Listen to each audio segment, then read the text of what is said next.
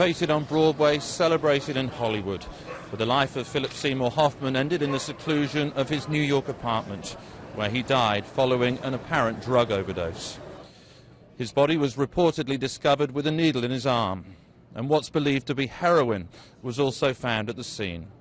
A physicist, a theoretical philosopher, but above all, I am a man, just like you.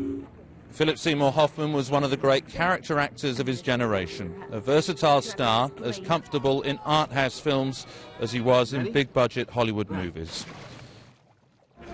What have you been doing? He was best known perhaps for playing the New York writer Truman Capote. His pitch-perfect portrayal rewarded with an Oscar, one of a string of awards for his work on stage and screen.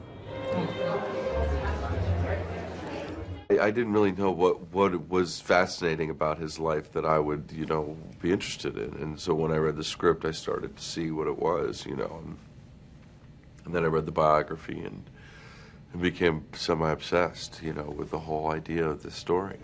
Philip Seymour Hoffman wasn't only one of the most highly respected actors, but one of the most loved. He'd suffered in the past from problems with drug addiction and spoke recently of falling off the wagon after 23 years of being clean. In the West End tonight at the London Critics Awards, shock and sadness at his passing. Extraordinary. Great actor. Great actor. Great member of the film and theatrical community. Extraordinary talent.